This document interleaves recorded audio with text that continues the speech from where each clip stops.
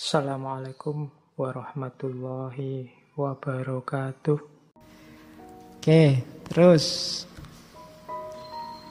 baru setelah dia merasa matang, kokoh, terus terjadilah dialog-dialog, adu pendapat. Dia menuangkan gagasan-gagasannya tentang Islam di majalah-majalah, termasuk nanti yang dikompilasi di bawah bendera revolusi. Saya mencermati ada beberapa yang sangat dikritik oleh Pak Karno. Yang pertama, taklid. Tradisi ikut-ikutan tanpa tahu dasarnya. Katanya Pak Karno, taklid adalah salah satu sebab yang terbesar dari kemunduran Islam sekarang ini. Semenjak ada aturan taklid, disitulah kemunduran Islam cepat sekali. Ya tak heran. Kenapa? Karena di mana jenius dirantai, di mana akal pikiran diterungku, disitulah datang kematian. Begitu orang tidak boleh mikir, begitu orang tidak bebas punya pendapat, selamat datang kematian. Kamu terbelenggu, kamu terpenjara. Kamu tidak bebas berpikir lagi, tidak bebas berpendapat lagi. Kamu terpesona oleh tokoh, mendewa-dewakan orang yang kamu kagumi. Selesai. Kamu hidup tapi kayak mati. Bukan berarti kamu nggak boleh mempertimbangkan, mengkaji pikirannya orang lain. Boleh, bahkan wajib, wong itu namanya cari ilmu. Tapi berpendapatlah sendiri, ambil keputusan sendiri. Untuk hidupmu, jangan taklid. Katanya Pak Karno, saya sendiri sebagai seorang terpelajar, barulah mendapat lebih banyak penghargaan kepada Islam sesudah saya membaca buku-buku Islam modern dan saintifik. Apa sebab umumnya kaum terpelajar Indonesia tak senang Islam? Sebagian besar ialah karena Islam tak mau membarengi zaman. Karena salah orang-orang yang mempropagandakan Islam. Mereka kolot, mereka ortodok, mereka anti pengetahuan dan memang tidak berpengetahuan. Itu kalau ada orang hari ini ngomong kayak gini, besok dilaporkan polisi penistaan. Ya kan, kita hari ini kan begitu. Tahayul, jumud, menyuruh orang taklid saja, menyuruh orang percaya saja. Mesum, mbahnya mesum. Oh itu, ini kalimat ini gawat sekali hari ini. Kalau kamu ngomong umat Islam hari ini mesum dan mbahnya mesum, oh itu bisa penistaan besar-besaran itu. Kamu anggap ustadz, ternyata kawin lagi. Itu kan ujung-ujungnya kamu kagum luar biasa, ilmu agamanya tinggi. Akhirnya kesandung kawin lagi.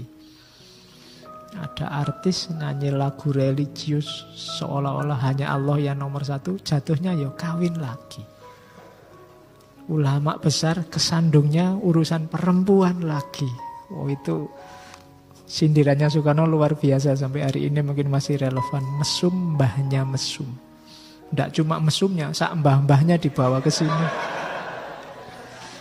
Itu luar biasa sindirannya. Ternyata pikirannya tidak jauh-jauh dari Selangkangan dan sekitarnya. Oke, ya. Itu hati-hati, biasanya cobaannya ustadz-ustadz itu. Makanya saya untung duduknya di sini. Kalau saya duduk di sana khawatir aku. Ya. Sudah duduk di sini ditutupi salon lagi. Tidak kelihatan, tego sekali takmirnya. Aku nonton ke sana tidak kelihatan. Oke, jadi mesum, mbahnya mesum. Oke, taklid sebenarnya. Kuncinya di situ. Bagi saya, anti-taklidisme itu berarti bukan saja kembali pada Al-Quran dan hadis, tetapi kembali pada Quran dan hadis dengan mengendarai kendaraannya pengetahuan umum.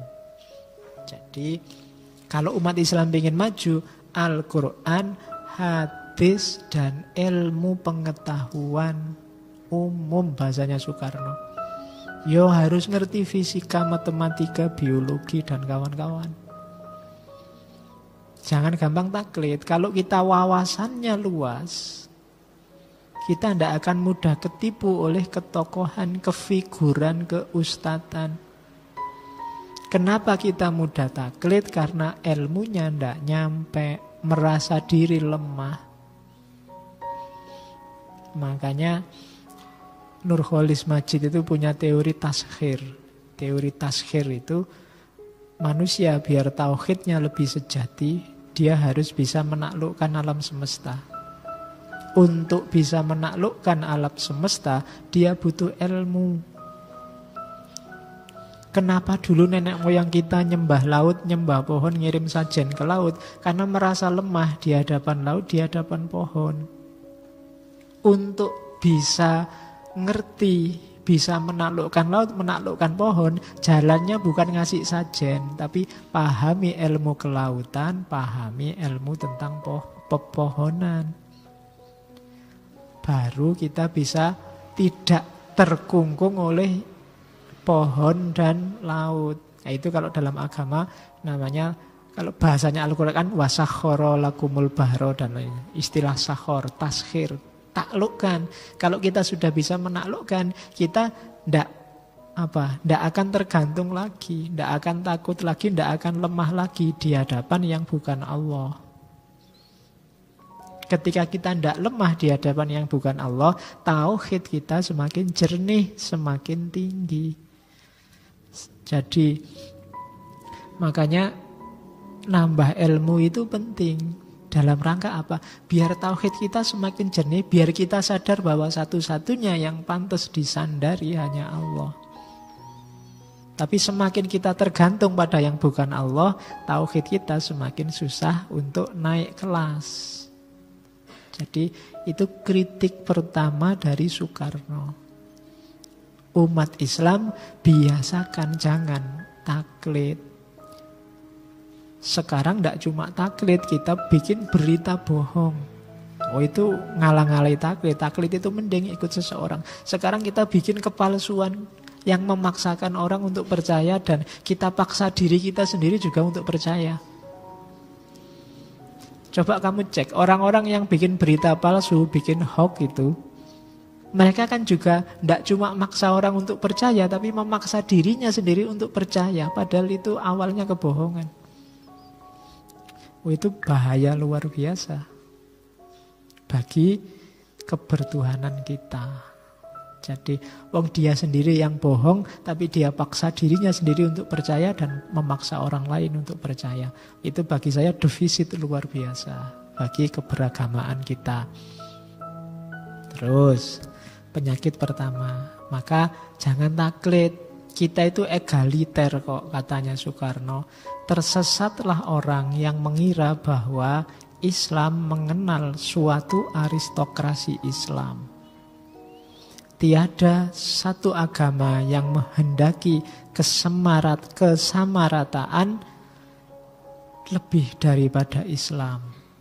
Pengeramatan manusia adalah salah satu sebab yang mematahkan jiwanya satu agama dan umat. Oleh karena pengeramatan manusia melanggar tauhid. Kalau tauhid rapuh, datanglah kebencanaan. Jadi ini yang ngomong Soekarno loh, bukan Ustadz loh. Kelasnya Soekarno aja paham bahwa satu-satunya agama yang tidak ada elit keagamaan itu adalah Islam. La rohbaniyata fil Islam. Tidak ada kerahiban dalam Islam. Tidak ada organisasi khusus aristokrat Islam yang menguasai kebenarannya Islam. Kebenarannya Islam milik semua umatnya. Ya mungkin ada yang lebih pintar, tapi tugasnya meminterkan, mengajarkan orang lain. Nambah wawasannya orang lain, biar orang lain jadi pintar juga, kemudian pilihannya jadi benar. Jadi tidak ada beda level, yang ada beda fungsi.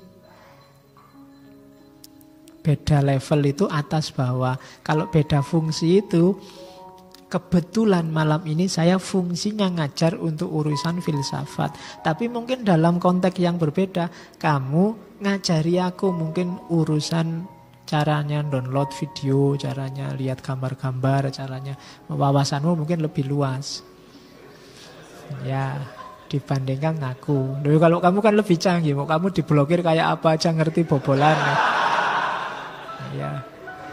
Jadi itu kan beda fungsi. Kamu ngajari aku apa, aku ngajari kamu apa, kan begitu. Oke. Ya kalau urusan itu kamu lebih pengalaman lah. Ya, jadi enggak ada mau apa Menkominfo itu sudah ratusan ribu konten diblokir. Tapi yo mana bisa diblokir? Kamu kan selalu ngerti bobolannya. Oke, loh Menkominfo sendiri juga ngerti kalau itu dibobol. Tapi kan kalau dia ditanya, yang penting kan sudah tak blokir. Perkara bobol ya enggak apa-apa, nanti kita lihat bareng-bareng hasilnya. Oke, jadi kita ndak beda secara hierarkis. Kita beda peran, beda fungsi. Ya masing-masing, yang petani jatahnya nggarap sawah, yang pedagang jatahnya berdagang, yang ulama jatahnya menyebarkan ilmu, beda fungsi, bareng-bareng menjalankan tugas sebagai hamba Allah dan sebagai khalifatullah. Ndak boleh saling bergantung. Karena satu-satunya yang boleh digantungi hanya Allah. Allahus Somad. Islam itu egaliter. Kita itu sama levelnya, sama-sama makhluk. Sepinter-pinternya ulama kadang-kadang ya keliru.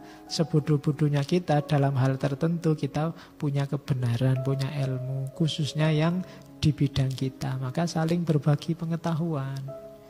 Jangan saling menjatuhkan. Yang petani jangan nganggap rendah pedagang, karena kapan-kapan dia pasti butuh pedagang. Yang pedagang juga jangan merendahkan petani. Yang ulama jangan gegeran sama umarok. Yang umarok juga jangan merendahkan ulama. Masing-masing butuh peran dua-duanya loh. Kalau nggak ada pemerintah kita kacau balau, nggak ada ulama kita nggak punya patokan moral, nggak punya tambahan wawasan keagamaan untuk hidup yang lebih baik. Nah, jadi jangan taklid, kita egaliter, kita saling memberdayakan. Oke, untuk malam hari ini saya cukupkan sekian dulu. Mohon maaf kalau ada yang kurang berkenan, mungkin 1-2 kekurangan apa, mohon dimaklumi. Kalau ada kekhilafan, kealpaan yang teman-teman ngerti benernya seperti apa, ya silahkan disampaikan. Kurang lebihnya mohon maaf. Wallahul muwaffiq. Wallahu a'lam bissawab. Wassalamualaikum warahmatullahi wabarakatuh.